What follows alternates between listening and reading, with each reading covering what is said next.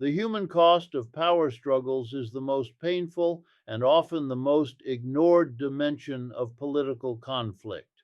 When governments respond to public dissent with force, curfews, mass arrests, and violent crackdowns, the immediate victims are not abstract political opponents, but real people. Workers leaving factories, students demanding opportunity, parents trying to secure food and safety for their families.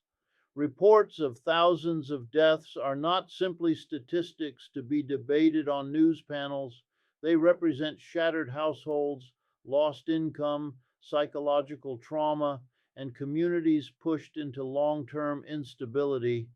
Every life lost weakens the social fabric and deepens distrust between citizens and institutions, creating wounds that cannot be easily repaired by official statements or symbolic gestures.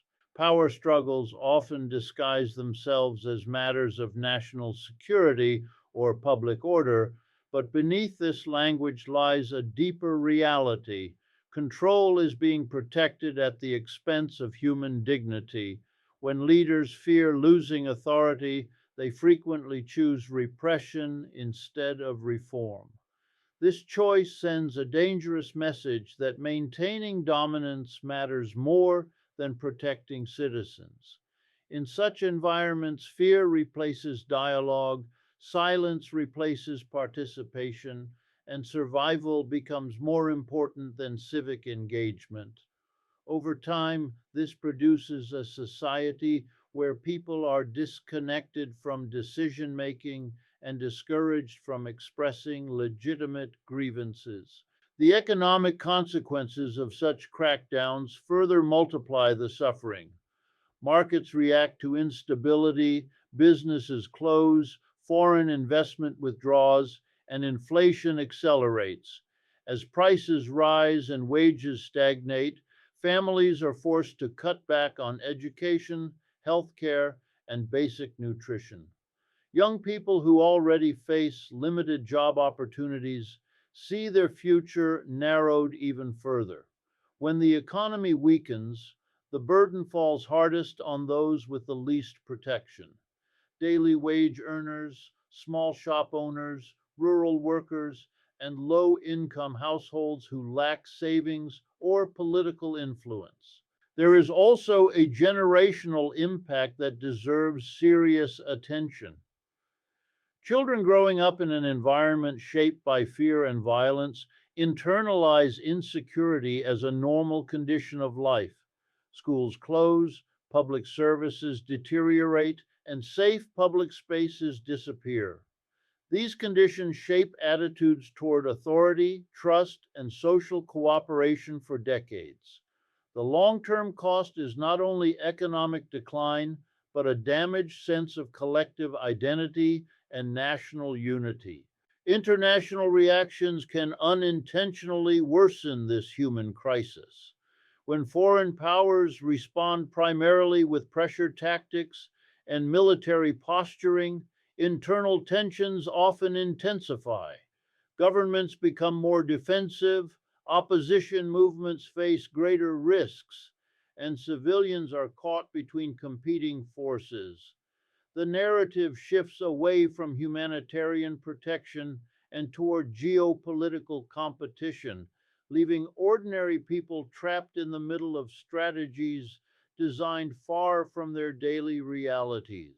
At its core, the tragedy of these power struggles is that they reveal a system where authority is preserved through fear rather than legitimacy, where stability is pursued through force rather than justice, and where political survival is valued more highly than human life and social well being. The economic roots of public unrest are often ignored in political debates, yet they remain the most powerful drivers of mass protest movements. When people take to the streets, it is rarely because of ideology alone. It is because daily life has become unbearable. Rising food prices, unstable currencies, shrinking job opportunities, and declining public services slowly build pressure inside households. Families begin to make impossible choices between rent and healthcare, education and nutrition, transportation and basic utilities. Over time, this economic stress transforms private frustration into collective anger, creating the conditions for widespread demonstrations. Inflation plays a central role in this process. When the value of money falls and prices climb, workers effectively earn less, even if their salaries remain the same. Savings disappear, pensions lose purchasing power, and fixed income households are pushed closer to poverty. This silent erosion of living standards creates a sense of betrayal, especially when citizens see political elites maintaining comfortable lifestyles while ordinary people struggle to survive. The gap between official economic claims and lived reality becomes a source of deep resentment. Unemployment and underemployment further intensify social tension. Young people entering the labor market often face limited opportunities, temporary contracts, and low wages that do not match the cost of living. Educated graduates find themselves working in informal or unstable jobs, while others are forced to leave their communities in search of work. This creates a generation that feels excluded from economic progress and disconnected from national development goals. When large segments of youth lose hope, protest becomes one of the few available tools to express dissatisfaction. Inequality adds another layer to this crisis. When wealth becomes concentrated in the hands of a small group, the perception of injustice grows stronger. People do not only react to poverty, they react to unfairness. Seeing luxury alongside hardship produces anger that goes beyond material deprivation.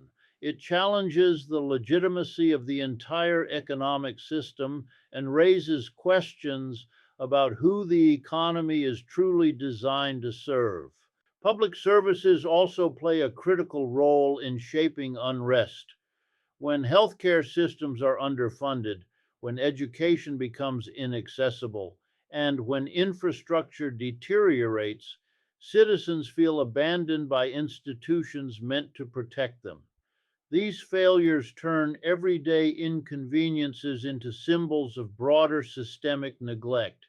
Each power outage, hospital shortage, or school closure becomes another reminder that the social contract has been broken. Economic pressure does not stay confined to individual households. It spreads through communities, workplaces, and social networks. Conversations shift from hope to survival.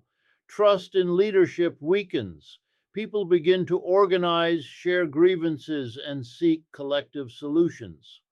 What starts as economic frustration gradually transforms into political demand, linking bread and butter issues to broader calls for accountability and reform, creating a powerful force that governments can no longer easily ignore. Military escalation and global tension are often presented as necessary tools for maintaining order and deterrence. Yet history repeatedly shows that the buildup of armed forces rarely creates lasting stability. When a powerful nation moves warships, aircraft carriers, and strategic assets into a sensitive region, it sends a signal that goes far beyond defense. It communicates dominance, influence, and readiness to use force. For local populations and neighboring countries, this presence is not reassuring. It creates fear, uncertainty, and the constant risk that a single incident, miscalculation, or misunderstanding could spiral into open conflict. Such deployments also reshape political behavior on all sides. Governments under pressure tend to harden their positions, increase internal security measures, and frame dissent as a national threat. This environment reduces space for diplomacy and compromise. Leaders become more focused on projecting strength than addressing domestic challenges. In this atmosphere, dialogue is seen as weakness, while confrontation becomes a symbol of political credibility. The result is a cycle where each side responds to the other's moves with further escalation. Economic consequences follow closely behind military posturing. Trade routes become uncertain, shipping insurance costs rise, energy markets react to perceived risk, and investors pull back from unstable regions. These shifts increase the cost of goods and disrupt supply chains. Once again, the burden does not fall on military planners or political elites. It falls on consumers facing higher prices, workers losing jobs, and small businesses struggling to survive. Regional economies become hostage to geopolitical rivalry. There is also a psychological dimension to constant military tension. Communities living near strategic waterways or military zones experience ongoing stress and insecurity. Families worry about safety, young people grow up under the shadow of potential conflict, and everyday life becomes shaped by anxiety rather than opportunity. This environment weakens social cohesion and limits long term planning as people hesitate to invest in education, businesses, or property when the future feels uncertain. On the international stage, military escalation diverts attention from cooperative solutions. Resources that could be invested in healthcare, climate adaptation, infrastructure, and education are instead directed toward weapons systems and defense budgets. Governments justify these expenditures in the name of security, yet the opportunity cost is enormous. Societies lose the chance to improve living standards, while arms industries and defense contractors benefit from rising tensions. Perhaps the most dangerous aspect of military buildup is the illusion of control. Political leaders often believe they can manage escalation, calibrate pressure, and avoid direct confrontation. But global history is filled with examples where small incidents triggered large wars. When forces operate in close proximity, the margin for error shrinks. Accidents, misinterpretations, or political miscalculations can quickly override diplomatic intentions, turning strategic signaling into irreversible conflict. In this context, the movement of naval forces and the display of military power should not be viewed as isolated events. They are part of a broader pattern where global competition replaces cooperation and strength is prioritized over stability, pushing the world closer to a future defined by tension rather than shared security. Sanctions and economic warfare are often promoted as peaceful alternatives to military conflict, yet their real world impact reveals a far more complex and troubling reality. While they are officially designed to pressure governments and political elites, in practice they function as blunt instruments that strike entire populations. Restrictions on trade, banking, and financial systems disrupt the flow of essential goods, limit access to medicine and technology, and weaken national currencies. The result is a daily struggle for ordinary citizens who must cope with shortages, rising prices, and declining living standards. One of the most immediate effects of sanctions is inflation. When imports become expensive or unavailable, domestic markets react by raising prices. Food, fuel, and basic household items become harder to afford, forcing families to cut back on necessities. For low income households, this pressure can mean skipping meals, delaying medical treatment, or pulling children out of school to contribute to family income. These decisions have long term consequences that extend far beyond the period of sanctions themselves. Small businesses are particularly vulnerable in this environment. Entrepreneurs who rely on imported materials, spare parts, or international payment systems face operational paralysis. Many are forced to close, leading to job losses and reduced economic activity. Informal markets often expand as people search for alternative ways to survive, creating conditions where regulation weakens and exploitation becomes more common. Meanwhile, larger institutions and politically connected companies find ways to adapt, using influence and resources to bypass restrictions or secure special access, further widening inequality. Healthcare systems also suffer under economic pressure. Sanctions can limit access to medical equipment, pharmaceuticals, and advanced technology, even when humanitarian exemptions exist. Bureaucratic barriers, financial restrictions, and supply chain disruptions make it difficult for hospitals and clinics to operate effectively. Patients face delays, shortages, and reduced quality of care. For vulnerable populations such as children, the elderly, and those with chronic illnesses, these obstacles can be life altering. Another hidden cost of economic warfare is the erosion of social trust. As hardship increases, people begin to lose confidence in institutions, leaders, and international organizations.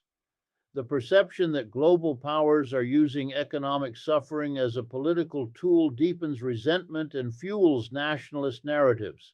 Instead of encouraging reform or moderation, sanctions can strengthen hardline positions and reduce incentives for compromise, making political resolution even more difficult. Over time, prolonged economic pressure reshapes entire societies. Skilled workers migrate in search of stability, causing brain drain and weakening domestic capacity. Public infrastructure deteriorates as government budgets shrink. Education and research sectors lose funding, limiting innovation and long term development. These structural damages do not disappear when sanctions are lifted. They leave lasting scars that take years to heal, trapping countries in cycles of recovery and dependency rather than sustainable growth and stability. The need for structural change and accountability is at the heart of any serious effort to achieve long term stability and social peace. Without addressing the systems that concentrate power and wealth in the hands of a few, crises will continue to repeat themselves in different forms. Political repression, economic inequality, and international confrontation are not isolated problems. They are interconnected outcomes of institutions that prioritize elite interests over public welfare. Real reform begins with recognizing that sustainable stability cannot be built on fear, silence, and force, but on participation, transparency, and shared responsibility. Accountability is the foundation of trust between citizens and the state. When leaders are not answerable for their decisions, corruption thrives and public resources are misused. Independent courts, free media, and strong civic institutions are essential for ensuring that power is not abused.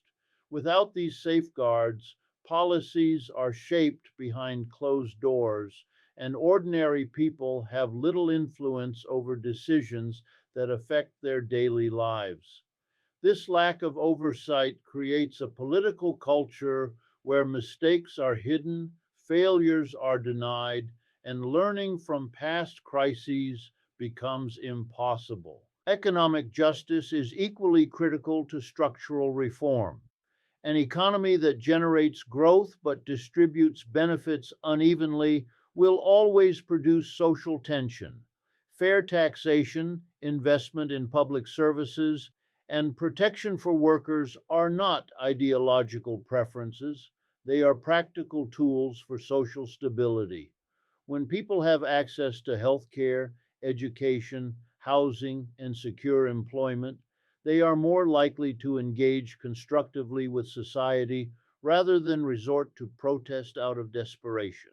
Economic inclusion strengthens democratic participation and reduces the appeal of extreme responses. International cooperation also plays a central role in meaningful change. Global problems such as conflict, migration, climate stress, and economic instability cannot be solved through unilateral pressure or military dominance. Diplomatic engagement, multilateral agreements, and respect for international law create space for negotiation and compromise. When countries commit to cooperation instead of confrontation, resources can be redirected from weapons and sanctions toward development and humanitarian support. Another crucial element of structural change is empowering communities. Local organizations, labor unions, student groups, and grassroots movements provide channels for participation that connect everyday concerns to national policy. When people feel heard and represented, they are more likely to support gradual reform rather than sudden upheaval. Decentralizing decision making and strengthening local governance helps distribute power more evenly and reduces the concentration of authority that often leads to abuse. Ultimately, accountability and reform are not short term solutions. They require patience, consistent effort, and political courage. Leaders must be willing to challenge entrenched interests. Citizens must remain engaged, and institutions must adapt to changing social realities. Without this commitment, societies remain trapped in cycles of crisis, repression, and recovery, unable to move toward a future defined by dignity, participation, and shared prosperity.